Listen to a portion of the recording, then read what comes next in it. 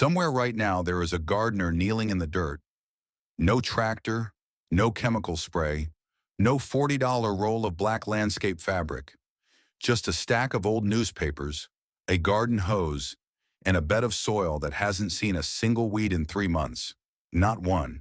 And if you walked past that garden, you'd probably assume they hired someone. You'd assume there was some expensive system underneath. You would never guess the secret was sitting in their recycling bin. Here's what I need you to sit with for the next few minutes.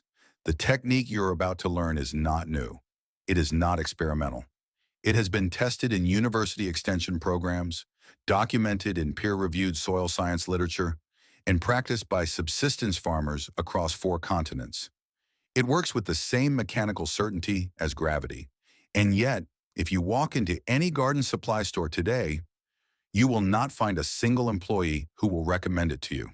Because there is nothing to sell. That is not an accident. The global agricultural mulch film market was valued at over $5.8 billion in 2022, and analysts project it will cross $8.4 billion by 2030. That is a market built almost entirely on replacing something you already own. Something you read this morning and were about to throw away. Before this video ends, you are going to understand exactly why that substitution happened, exactly how the science works at the cellular level, and exactly what to do with the stack of newspapers in your garage tomorrow morning. The question is not whether this works. The question is who benefits from you not knowing it does.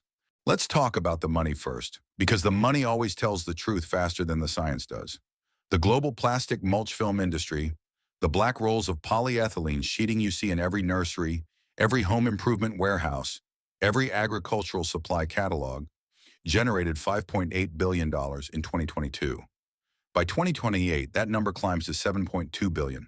By 2030, analysts at Grandview Research project the ceiling at $8.4 billion. That is 3 separate billion-dollar checkpoints, all built on a single premise: that you need a petroleum-derived product to do what decomposing cellulose has done for soil since before humans existed. The dominant players in this space, companies like BASF, Berry Global, and Dow Chemical, do not simply manufacture plastic film. They fund the agricultural extension literature that reaches county farm advisors. They sponsor the trade publications that train the next generation of horticulture educators. They maintain lobbying offices within direct reach of USDA budget committees. This is not conspiracy. This is standard industry capture, documented in plain language by the Organic Consumers Association and corroborated by investigative reporting in Civil Eats as recently as 2021. And here is the number that should make you pause. A 50-foot roll of standard black landscape fabric costs between $18 and $45 at retail. It typically survives 1 to 2 growing seasons before microplastic fragmentation makes it both agronomically useless and environmentally hazardous. A stack of newspapers costs you nothing. It lasts 1 full season, then feeds your soil biology on the way out. That price gap, $0 versus $45, multiplied across 570 million farms worldwide, is the exact size of the economic threat that a widely adopted newspaper mulching practice would pose to an $8.4 billion industry. They did not suppress this knowledge with a memo. They simply stopped teaching it. The technique did not begin in a laboratory. It began with a woman in Connecticut who was tired. Ruth Stout was 45 years old in 1939 when she decided she was done waiting for someone to plow her garden.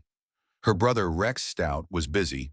He was writing Nero Wolfe detective novels. And the ground hadn't been turned. So she walked out with a bale of hay, laid it directly on the unbroken soil, pushed it aside to plant her seeds, and pulled it back over the bare earth between rows. By the end of that first season, she had almost no weeds, almost no watering, and soil that was darker and softer than anything her neighbors were producing with conventional tillage. She kept doing it for the next 30 years. She wrote about it in 1955 in her book, How to Have a Green Thumb Without an Aching Back, and then again in 1971 in Gardening Without Work. The agricultural establishment largely ignored her. She was not a credentialed researcher. She was a woman with a hay bale. What she had stumbled into was the foundational principle of what would later be formalized as sheet mulching, a practice that Bill Mollison and David Holmgren would embed into the permaculture design system they developed in Australia between 1974 and 1978. Mollison's 1988 Permaculture, a Designer's Manual, dedicated substantial technical space to layered organic mulching using cardboard and newspaper as the light-blocking base layer, citing the same biological mechanisms that soil scientists were beginning to quantify in peer-reviewed literature. And the USDA was paying attention. Extension bulletins from the 1970s and early 1980s, documents still retrievable through the National Agricultural Library in Beltsville, Maryland, include direct references to newspaper and organic material mulching as a viable weed suppression strategy for small-scale producers. These were not fringe publications. They were official land-grant university recommendations, circulated to county agents across the country. Then the plastic film market began its expansion. The bulletins quietly disappeared from active circulation. New extension guidance emphasized chemical herbicides and polyethylene film. The older documents didn't get destroyed.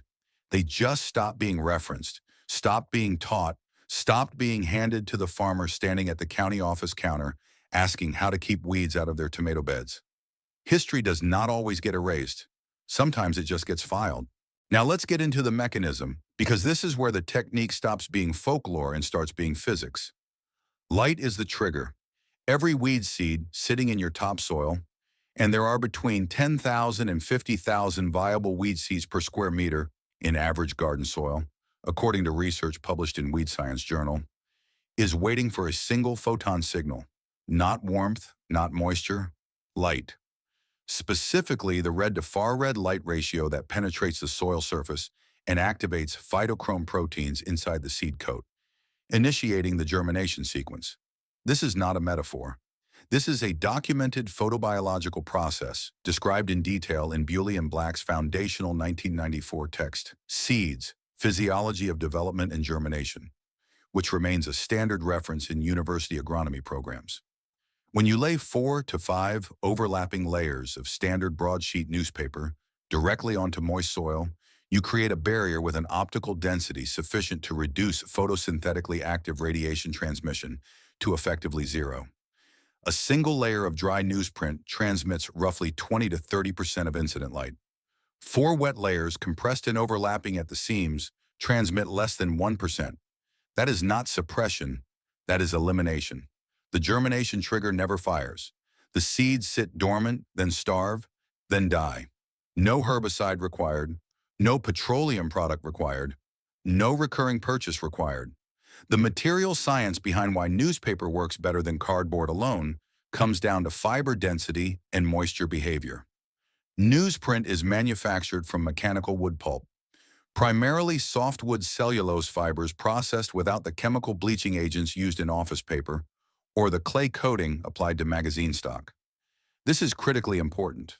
The soy-based inks used in newspaper printing since the early 1990s, a transition driven largely by the American Soybean Association's Industry Partnership Program, documented in their 1994 annual report, contain no heavy metals and no aromatic hydrocarbon compounds that would leach into soil biology. The University of Missouri Extension explicitly confirmed in their publication, G6960, that newspaper with soy-based ink is safe for use in vegetable gardens, including beds growing root crops with direct soil contact. When wetted, those cellulose fibers swell laterally, closing any microscopic gaps between sheets and dramatically increasing the barrier's structural integrity. The wet newspaper conforms to soil surface irregularities the way plastic film cannot, eliminating the light channels that form under rigid sheeting whenever the ground is uneven. What you are building is not a weed barrier. You are building a precision optical shutoff system from material that was headed for the landfill. And that is only the surface of what this layer is doing underneath your garden. Here is what the plastic film industry will never be able to put on their packaging. Their product is killing the ground it covers. Polyethylene mulch film creates what soil scientists call an anaerobic boundary layer, a zone of oxygen deprivation directly beneath the plastic surface, where aerobic microbial communities collapse and are replaced by anaerobic bacterial populations that produce metabolic byproducts toxic to plant roots. A 2019 study published in the journal Science of the Total Environment, analyzing soil samples from fields in Shanxi province, China after decades of continuous plastic mulch use, found microplastic particle concentrations exceeding 100 fragments per kilogram of dry soil. Those particles do not degrade. They accumulate. They alter soil aggregate structure, reduce water infiltration rates, and physically interfere with the high-fall networks of mycorrhizal fungi, the underground communication and nutrient transfer system that healthy plant root zones depend on entirely. Newspaper does the opposite. Cellulose, when colonized by the saprophytic fungal and bacterial communities naturally present in garden soil, becomes an active substrate, a feeding surface that drives microbial population expansion outward and downward. Research from the Rodale Institute's long-term farming systems trial, running continuously since 1981, documents consistent increases in soil organic matter content in beds managed with organic mulch systems compared to bare or plastic-covered controls. Higher organic matter means higher cation exchange capacity, which means your soil holds on to calcium, magnesium, and potassium instead of losing them to rainfall leaching. Then there is the earthworm factor, and this one is not subtle. Icinia fetida and Lumbricus terrestris, the two earthworm species most commonly present in temperate garden soils, respond to decomposing cellulose the way a city responds to a new food district. A 2003 study in the journal Bioresource Technology found earthworm population densities under organic mulch systems running 138% higher than in unmulched control plots after a single growing season. Each earthworm passing soil through its digestive tract produces castings with nitrogen availability levels 5 times higher than the surrounding soil, phosphorus levels 7 times higher, and microbial activity rates 10 times higher, according to measurements published by the Natural Resources Conservation Service in their soil biology primer. And through all of this biological activity, the newspaper layer is simultaneously functioning as a moisture reservoir. The wetted cellulose matrix holds water at the soil surface interface, reducing evaporative loss by 25 to 50% compared to bare soil, according to extension research from Oregon State University's Department of Horticulture. You laid down yesterday's news. Underneath it, your soil is running a biological economy that no synthetic film has ever been able to replicate. Here is the moment where I need you to make a decision about who you are in this story. Because there are two kinds of people who will watch this video to this point. The first kind will find all of this fascinating, close the tab, and drive to the garden center this weekend to buy the same black plastic roll they always buy. Because it is familiar, because it is on the shelf, because the path of least resistance runs straight through a $8.4 billion industry that has spent decades making sure that path feels like the only one. The second kind will walk to their recycling bin tonight, and those are the people this channel exists for. You are not a consumer of gardening products. You are a steward of living soil. That is not a motivational statement. That is a functional redefinition of your role in a food system that has been deliberately engineered to make you dependent on inputs you do not need. Now here is exactly what you do. You collect standard broadsheet newspaper, not glossy magazine pages, not coded advertising inserts, not thermal receipt paper, plain newsprint. The black and white sections work perfectly. Color ink sections printed after 1993 are also safe, as confirmed by Washington State University Extension, because the transition away from heavy metal pigments in color newspaper ink was largely complete across major American publishers by that year. You need enough to cover your bed in 4 to 5 complete overlapping layers, with each sheet overlapping its neighbor by at least 15 centimeters to eliminate light seams. Before you lay the newspaper, water your soil deeply. You want the ground moist, not saturated? Then lay your first layer directly onto the soil surface, smoothing it down to conform to any irregularities. Wet each layer thoroughly with a garden hose before adding the next. The moisture activates the fiber swelling mechanism that seals microscopic gaps and bonds the layers into a single unified barrier. At the edges of your bed and around any existing plants, overlap generously. A 5-centimeter gap at the border is enough for an entire colony of grass runners to exploit. Once your 4 to 5 layers are down and saturated, Apply your top dressing immediately before the outer surface dries and becomes a wind hazard. Straw is the traditional choice. A 5 to 7 centimeter layer provides additional light blocking, regulates the temperature of the newspaper layer, and adds a second wave of organic matter as it breaks down. Wood chip mulch works equally well and lasts longer into the season. Compost alone is less effective as a top dressing because its fine particle size allows light penetration at the surface. The entire system costs you nothing except the labor of laying it. The commercial equivalent, 250 feet of landscape fabric plus a bag of decorative mulch, runs between $55 and $80 at current retail pricing. You just built a superior biological system for $0. Your soil will begin responding within 2 weeks. By the end of the season, you will be looking at ground that is darker, softer, and more alive than anything a plastic sheet has ever produced. Before you take everything in this video and scale it to every corner of your property, I need to give you the part that most gardening content will not give you: the honest limits. Newspaper mulching is not a universal solution. In climates with extremely high rainfall, average annual precipitation above 1,500 millimeters, which includes much of the Pacific Northwest, coastal British Columbia, and large portions of Southeast Asia, the cellulose layers can break down faster than a single growing season, occasionally creating a compacted mat that temporarily impedes water infiltration rather than facilitating it. Cornell University's Department of Horticulture notes in their extension literature that in high rainfall environments, the top dressing layer needs to be sufficiently coarse, wood chips rather than fine straw, to prevent the newspaper surface from becoming a hydrophobic barrier during heavy precipitation events. The technique also performs poorly in soils with pre-existing perennial weed infestations involving deep rhizome systems. Bindweed, field horsetail, and Bermuda grass have root architectures that extend 1.2 to 1.8 meters below the soil surface, well beneath any surface mulch layer. A 2011 review in Hort Technology confirmed that sheet mulching effectively suppresses annual weed germination at rates above 90%, but reduces perennial weed emergence by only 40 to 60% without additional intervention. And newspaper sourced from publications using older petroleum-based ink formulations, increasingly rare but not impossible in certain regional markets outside North America and Western Europe, should be tested before broad application in food production beds. These are real constraints. Know them. Work within them.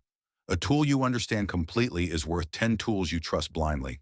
If you have made it to this point in the video, you already know something that the $8.4 billion landscape fabric industry is counting on you never connecting into a single coherent picture. You know the science. You know the history. You know exactly what is in your recycling bin right now and what it is capable of. So when I ask you to subscribe to this channel, I am not asking you to support a content creator. I am asking you to do something that costs these industries a fraction of their market every single time another person learns that the solution to their gardening problem is already in their home. Every subscriber to this channel is one fewer customer walking into a garden center to buy something they do not need. That is not engagement metrics. That is economic resistance. Share this video with one person who grows food. Just one. Because the single most effective thing a $8.4 billion industry cannot defend against is people talking to each other. The knowledge in this video is not radical. It is not fringe. It is documented in USDA extension bulletins, peer-reviewed soil science journals, and land-grant university horticulture programs. It was simply never in anyone's financial interest to put it in front of you. That changes when you share it. And if this made you rethink what else is sitting in your kitchen, your garage, your compost pile, waiting to be recognized as the agricultural input that no corporation can patent, no retailer can mark up, and no industry can take away from you, then stay close to this channel, because the next video is going to show you what your cooking water, your wood ash, and your crushed eggshells are doing to your soil fertility numbers. And the fertilizer industry is going to hate every second of it.